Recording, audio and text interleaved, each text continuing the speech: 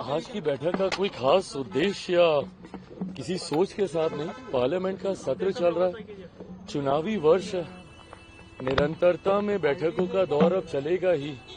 उस क्रम में आज सब लोग एक साथ बैठ के आने वाले समय को लेकर, चुनाव को लेकर सरसरी तरीके से चर्चाओं की शुरुआत की जाएगी। चिराग, कई मुद्दों पर बात हो रही है। बात ये हो रही है कि क्या किन मुद्दों को लेकर जाएंगे चुनाव में।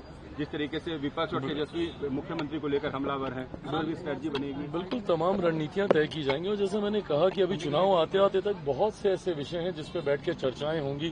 क्या रणनीति होगी चुनाव में, क्या किस सोच के साथ हम लोग जाएंगे, क्या क्या हमारे पॉइंट्स होंगे, सरकार की उपलब्धियां कैसे जनता के बीच रखी जाएंगी। एंड देन डेफिनेटली जो आप सबके मन में सवाल चलते ही रहते हैं सीट शेयरिंग को लेकर कि किसके खाते में कितनी सीटें, इन तमाम विषयों को लेकर चर्चा होगी। बट आज कोई बहुत ज्यादा महत्वपूर्ण एजेंडा ओरिएंटेड चर्चा हम लोग करने जा रहे हैं। सत्र चल रहा है, तमाम सांसद एनडीए के बिहार से जो आने वाले हैं वो सब सत्र के लिए दिल्ली में ही मौजूद हैं, तो सब एकजुट होकर एक साथ बैठेंगे। जेपी नड्डा भी आज शामिल हो रहे हैं। बिहार की जीत को अगर आप बोलें तो ये मैं दावे के साथ कह सकता हूं कि इस बार एक ऐतिहासिक जीत। मैंने बार बार इस बात को कहा, एक विनिंग कॉम्बिनेशन है हम लोग का, पांचों दल का जो अलायंस है, और इस अलायंस ने अपने आप को उपचुनाव में प्रूव किया है। 100% स्ट्राइक रेट रहा है हमारे तमाम एनडीए के प्रत्याशियों का।